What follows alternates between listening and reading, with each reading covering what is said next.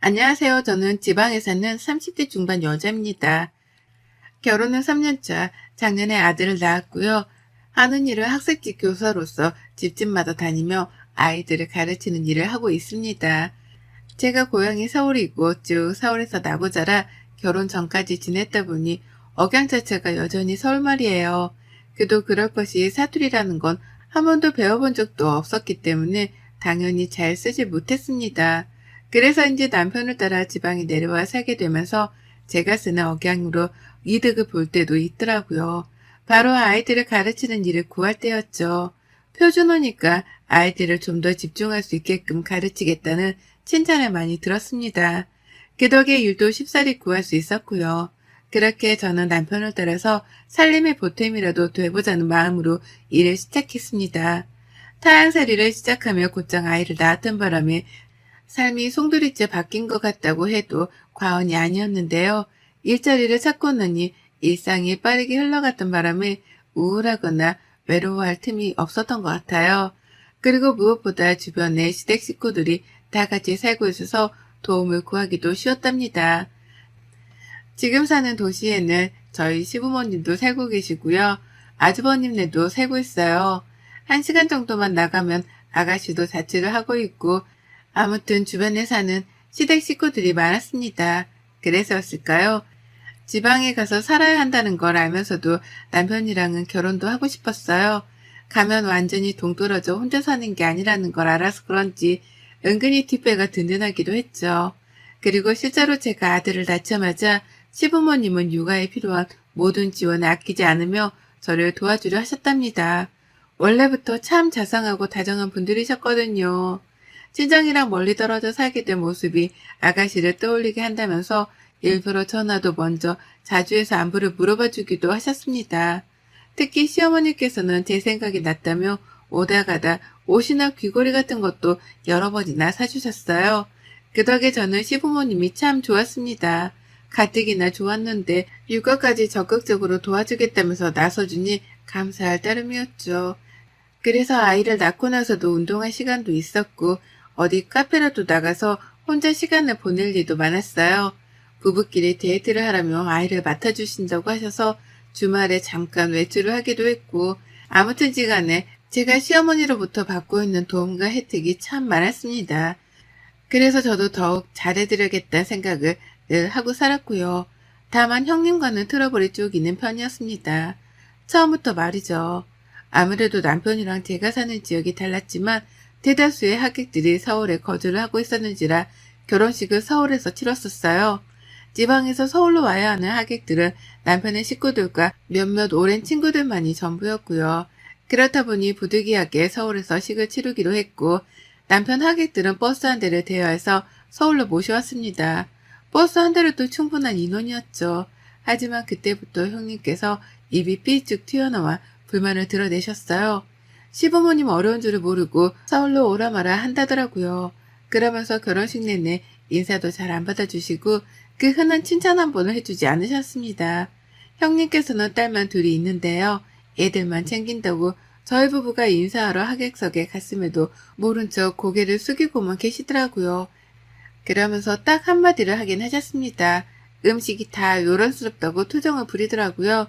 저희가 코스 요리로 준비를 했었는데 결혼식은 뷔페가 최고라 하시며 저를 면전에 대고 고개를 저으셨답니다. 그러니 저는 행복해야만 할 결혼식장에서 누군가가 내 결혼식에 대해 평가를 하는 걸 들으며 기분이 별로일 수밖에 없었네요. 그리고 그 때문인지는 모르겠지만 형님은 제가 지방에 내려와 살면서도 잘 왕래를 하려 하지 않으셨어요. 가족들끼리 다 같이 모였던 적이 한 번 있었는데 그때도 결혼식 때 얘기를 하며 흉만 보더라고요. 어머님, 지는 그렇게 먼 결혼식은 살다 살다 처음 가봅니다. 라고 하시며 거리가 멀었던 것도 그렇고 음식도 그렇고 분위기도 그렇고 모든 게 다 자신의 마음에 들지 않았던 최악의 결혼식이라는 막말까지 하셨답니다. 그러니 남편이랑 저는 뻘쭘하고 괜히 죄 지은 것 같은 기분도 들고 아무쪼록 기분이 마냥 좋지만은 못했어요. 그러니 먼저 형님을 찾아 배워야겠다는 생각을 하지도 않았고요. 다만 남편이랑 아주버님의 사이가 너무 좋았는지라 제가 아주버님을 통해서 연락을 자주 하곤 했습니다.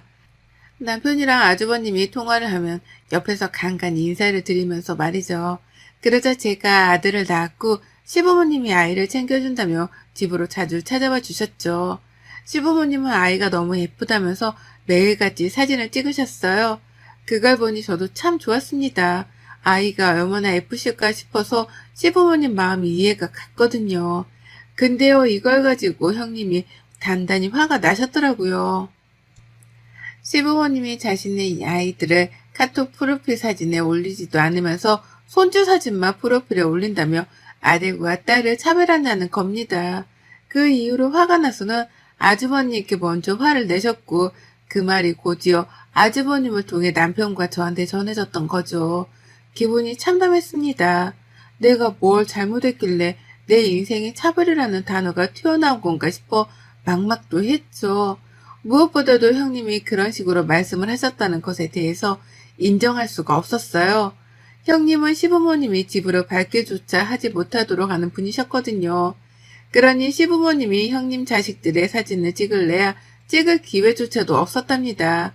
시부모님하고는 가까이 하려고 하는 것 같지도 않아 보이고 은근히 거리를 두며 오히려 집안 행사 때에는 어떻게든 빠지고자 안달을 내던 형님이셨어요.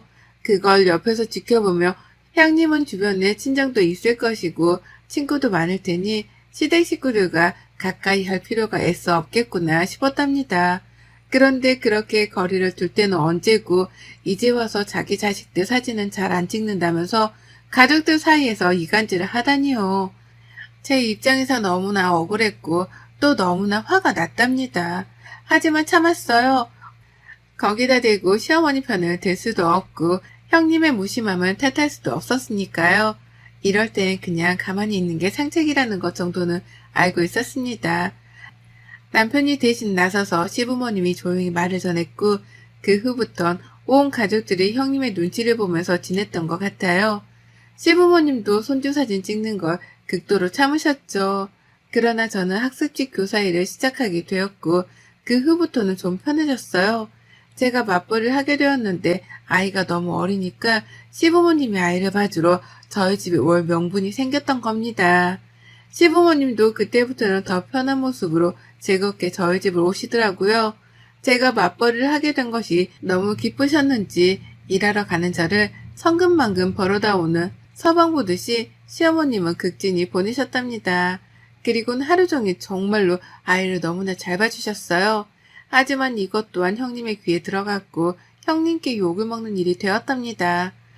제가 시어머니를 부려먹으려 한다고 저를 향해 흉을 보던 걸로도 모자라 남편까지 싸잡아 부부가 둘 다 왜 그 모양이냐고 화를 내신 거예요.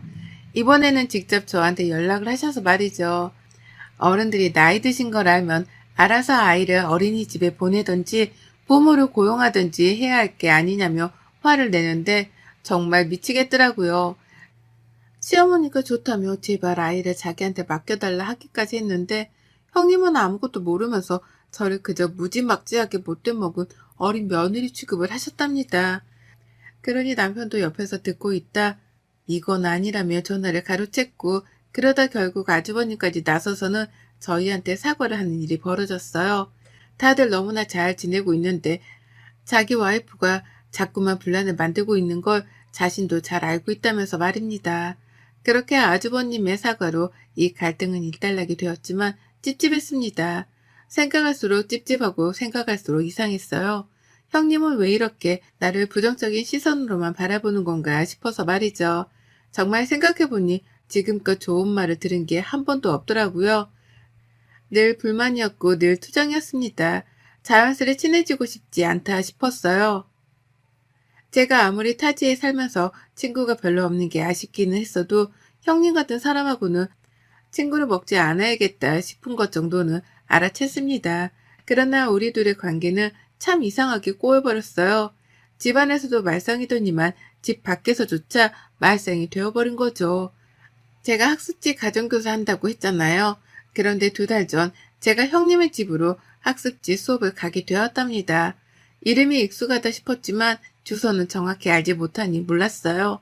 형님 집 앞에 도착을 하고 나서도 형님 집으로는 단 한 번도 초대되어 본 적이 없었기 때문에 거기가 형님 집인지도 모르고 초인종을 눌렀습니다. 그런데 형님이 나오시더라고요. 그것도 제가 올 것을 미리 알고 있었다는 듯이 왔네 이제 라면서 저를 집 안으로 들였고요. 뭔가 잘못되어 가고 있다는 기분을 지울 수 없던 찰나도 잠시 저는 형님의 집으로 들어가 아이를 가르쳤어요. 집중을 하지도 못하는 아이를 앉혀놓고서 가르치는데 뒤에서 저를 뚫어지게 바라보고 있던 형님의 시선 때문에 부담스러워서 혼났습니다. 아이를 가르치는 일도 은근히 긴장이 되어서 잘해내고 싶은 욕심이 드는 일이었는데요. 그렇게 대놓고 선생을 쳐다보는 학부모는 저희 형님이 처음이었어요. 그뿐이게요. 첫날은 그만하면 되었다는 의미심장한 말과 함께 저를 10분이나 먼저 일찍 돌려보내더라고요. 내가 마음에 안 들어서 선생을 바꾸려 하는 건가 싶었습니다. 그러면 제 일도 타격이 생기는 것이기에 한동안 걱정을 하지 않을 수가 없었는데요. 저는 다시 형님의 집으로 수업을 하러 갔고 급기야 저는 해선 안 되는 일, 상상도 못한 일까지 해내고 말았습니다. 형님이 제게 집안일을 시키신 거예요. 저는 엄연히 월급을 받은 수업을 하러 들어왔는데 형님은 저를 가정부 비슷한 사람으로 취급을 하더라고요. 형님네 둘째 아이를 가르치고 있었는데 갑자기 형님이 수업 종료를 시키시는 겁니다. 그러더니 자신이 급하게 장을 보러 가야 하니 부엌에서 밥부터 좀 앉혀놓으라는 거예요. 그래서 전 했습니다. 끝나면 다 같이 밥이라도 먹고 싶어 저러는 거라고 생각을 했거든요. 그래서 수업을 하다 말고 밥을 했고 그 와중에 문자로 양파를 잘라서 물에 담가 놓으라고 하길래 그것도 했어요. 일을 하나 말고 남의 집에서 요리를 하고 있는데 형님은 나중에 집으로 돌아오더니 오늘 진도는 다 나간 거냐며 제게서 학습지 진도 확인까지 꼼꼼히 하셨답니다. 당연히 형님 때문에 부엌에 들어가 있느라 시간이 촉박했었는데 형님은 자신은 아무 잘못이 없다는 듯 뻔뻔하게 제게 화를 내셨어요. 아이 진도가 왜 이렇게 늦냐고 말이죠. 그리고는 그날 전 밥을 얻어먹지도 못했습니다. 정말로 형님이 시키신 부엌 일을 해드린 것 뿐이었던 거죠. 저는 그 후로도 여러 번이나 형님의 부탁으로 인해서 빨래도 널고 급기야 청소기도 밀었어요.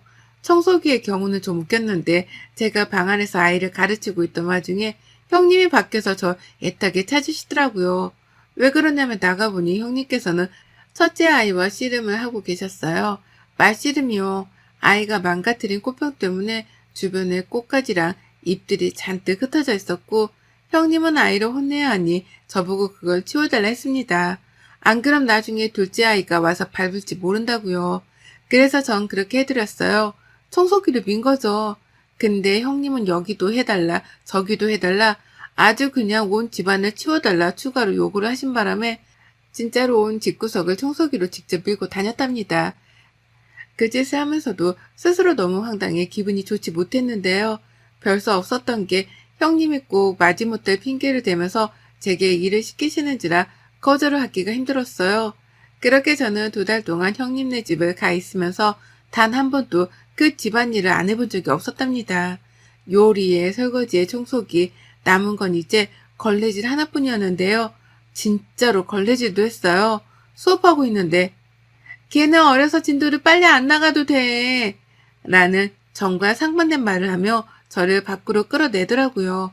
그러더니만 동서도 이제 애 키우고 할 텐데 우리 집에서 애 가르치지 말고 살림부터 가르쳐봐 라면서 손에 걸레를 쥐어주었습니다. 어린아이한테 애초부터 학습지를 시킨다는 것 자체가 오버였다는 말씀을 하더라고요. 몇 번이나 말이죠. 그러면서 제가 지금은 아이를 가르치는 이 일 자체가 무의미한 것이라는 말과 함께 걸레를 쥐어주는데 순간 울컥했습니다. 나중에 하겠다고 하는데도 이왕 청소하는 거 같이 도와달라 몇 번이고 말씀을 하셨고요.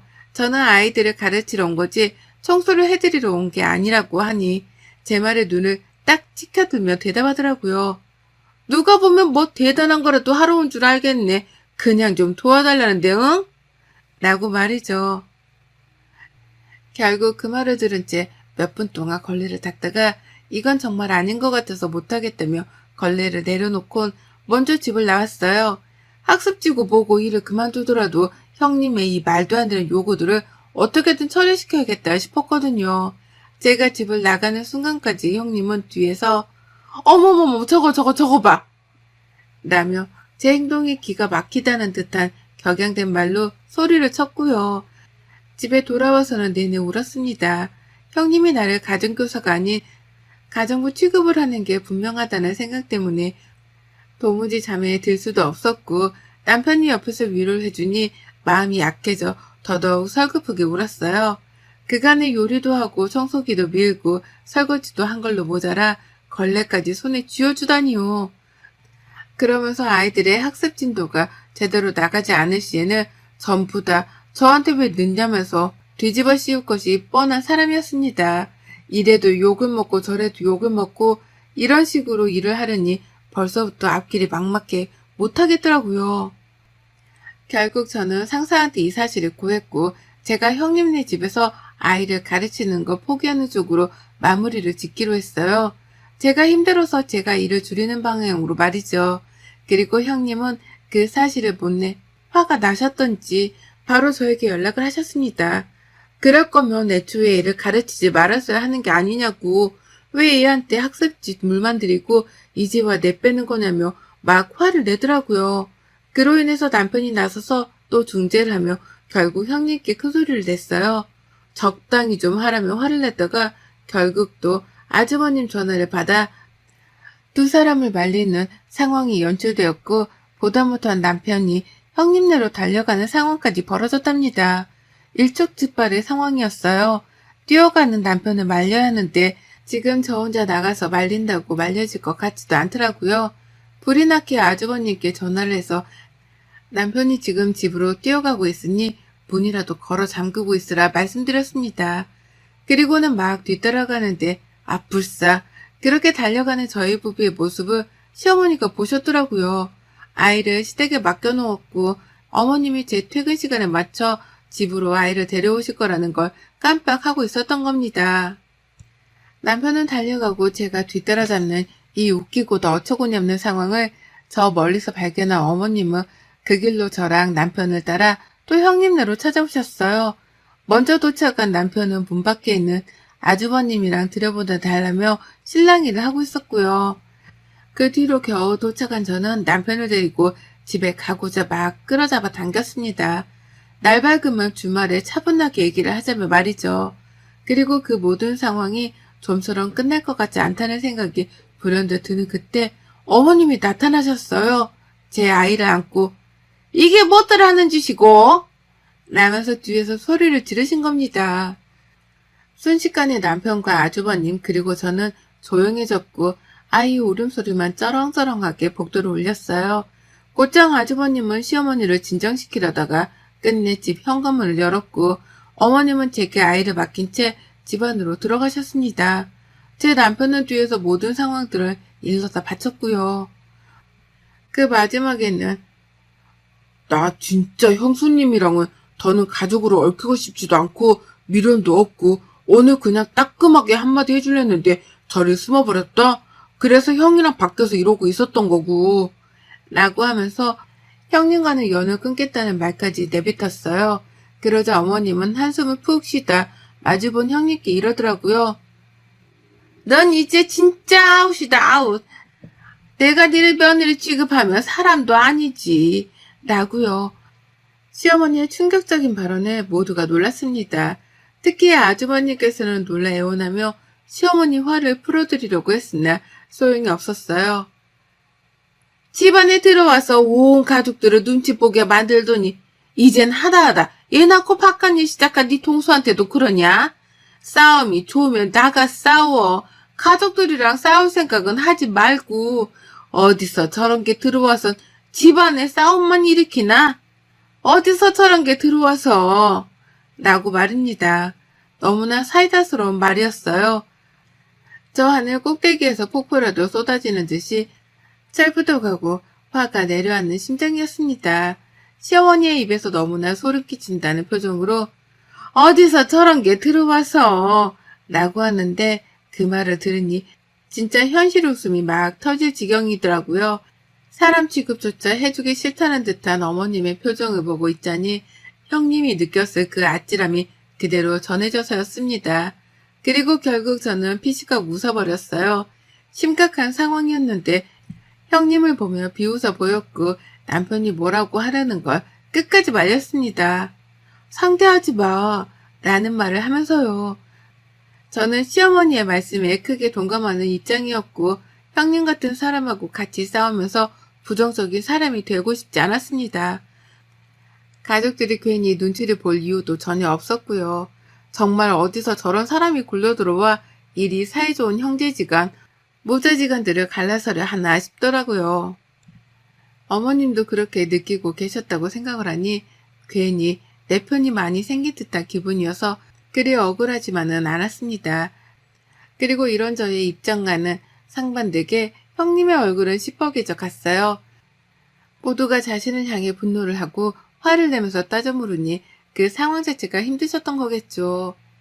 당장이라도 울려는 듯해 보이는데 자존심은 센지 울지 않으려고 노력을 하는 게 훤히 보였습니다. 그 모습이 어찌나 외처롭던지 처음으로 형님이 안쓰럽다는 생각까지 들었네요. 하지만 이내 저는 정신을 차렸고요. 그런 형님께는 울지 말고 어머님 말씀 잘 귀담아 들으시라는 말을 하며 그걸 건네드렸어요. 걸레 말입니다. 형님이 저한테 쓸고 닦으라 건네줬던 그 걸레를 저는 형님께 곧 떨어질 것 같은 눈물이라도 닦으라며 일부러 찾아내서는 도와드렸습니다. 그러니 형님은 걸레를 들고는 이게 무슨 상황인가 싶어 한 번 더 비웃어 드린 뒤에야 아이를 데리고 남편이랑 먼저 집을 나왔어요. 나오면서 어머님께는 어머니 우리 집에 가요. 거기 더 있지 말고 얼른 나오세요. 라고 불러냈고요. 다시 생각해봐도 형님은 정말 매사가 불만이었고 또 매사가 친절하지 못했습니다. 시댁이라는 이유만으로 경계를 하는 것 그 이상으로 지나치게 행동이 무례했죠. 일을 하러 찾아왔던 저에게 집안일을 아무렇지 않게 시키셨던 것도 그중 하나고요. 온 가족들을 눈치 보게 만들기만 했던 형님. 이젠 형님이 온 가족들을 눈치 봐야 할 처지네요. 가족이라면 부디 잘못을 뉘우치고 가족이 될 생각이 없다면 남한테 피해 그만 주고 제발 좀 조용히 사셨으면 합니다. 이 말하려고 제가 이 긴 글을 써가면서 유튜브에 사연 신청까지 했네요. 여러분의 생각은 댓글로 남겨주세요. 오늘도 시청해주셔서 정말 감사합니다.